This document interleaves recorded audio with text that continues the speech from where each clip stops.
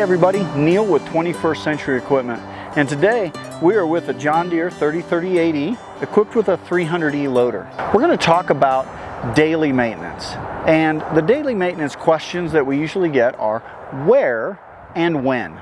The where is locations, things like that. We're going to cover that, but let's start with the when.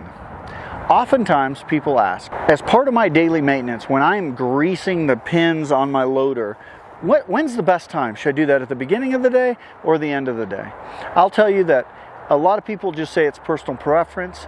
My personal preference is to do it at the end of the day. The reason is, as I work this loader and as I use it over and over again, there's going to be some motion and movement in the pin as well as some heat built up. That just lets the grease gun push fresh grease into those pins a little bit easier. And as you know, out here in Colorado, Nebraska, and Wyoming, we get some real cold days in the winter. That'll make it easier to get grease to go in there even on those coldest days. So I prefer to do it at the end of the day. As far as greasing pins, the other when, or I guess I would say the how often, I tell you, grease is cheap. I would rather spend extra money on a tube of grease in order to keep my loader operating properly. So I'm going to probably over grease just a little bit, and that is every time I use the machine, I'm going to make sure I grease it at the end. Now listen, if you're just running the trash cans to the end of the driveway, I get it. Probably don't need to grease it then. But if I'm doing real work with it, even just for a couple hours, I'm going to take the time and just put a little bit of grease in it. Now, as far as greasing, let's talk about the how and the where. So this is an old school grease gun. You may already have one of these sitting on your workbench or in your toolbox.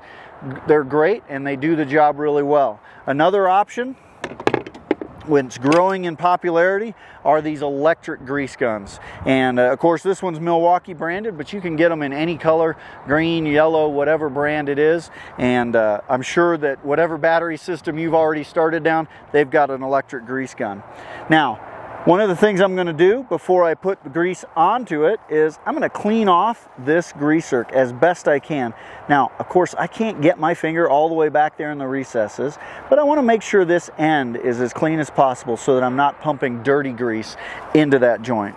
Then I'll just take the hose, in this case, off this electric grease gun. I'm going to give the end of it just a little bit of wipe. Same idea. I just want to make sure it's clean. I snap it on, you'll feel a little bit of a click, pull the trigger, couple of pumps, and I'll usually see, there it is. I'll start to see grease getting pushed out of this joint.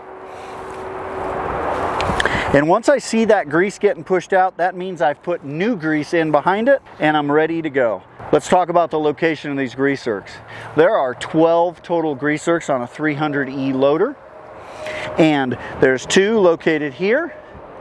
As I move forward, I've got 2 more kind of at the midpoint, and then finally 2 down here on the John Deere coupler. And of course, these are reproduced on the other side, a total of 12 grease zerks, 6 per side. This tractor is equipped with a block heater. Although not a maintenance item per se, it is one of the things that adds to the longevity of your machine, and that's simply because it warms up the machine on those cold winter days. And there's just a 110 plug here. You plug this, your extension cord into this, run it into the barn or the house and plug it into a wall outlet, and what that does is it starts to preheat all the coolant in the engine. So what I like to do if I'm operating a tractor on a cold day is I'll make sure it's plugged in, go in, start a cup of coffee, maybe finish that cup of coffee. I'll come back out and start the machine up then. It warms up really quickly because of course I've preheated it with this block heater. Another part of our daily maintenance that we're going to want to check is the engine dipstick. I've got my finger on it right here.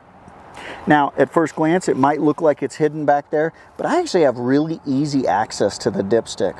And right below it is the fuel water separator. If I see sediment or debris or water in the bottom of this fuel water separator, I'm going to go ahead and turn off the fuel. Then I can drain out that debris or water out of the bottom through this drain valve, close it back up, turn the fuel back on, ready to go operate the tractor. Now next to it, not so much a daily maintenance item, but just an awareness, the oil filter is located right here on the side of the engine, and then up a little bit closer to the front is my high pressure fuel filter, high efficiency, high pressure fuel filter located right here. Again, these two filters are not daily maintenance, but it's good to know where they are in case you want to do your own maintenance. On all of the John Deere compact utility tractors, there's a sticker underneath the hood that gives us a schedule of maintenance. This same information is found in the owner's operator's manual, and you can reference it there. But this sticker located up here is a great point of reference. You get out to the tractor and you think to yourself, am I due to change the oil, whatever the case might be? Do a quick check, look at your hour meter, and you can decide. Now, if you need oil or filters, come on into your local 21st Century Equipment and we'll make sure we get the right ones for you. If you prefer not to do your own service, get in touch with our service department at any of our 21st Century locations and they'll get you taken care of. You can prepay for a service plan so that you know your service is taken care of in the future as well.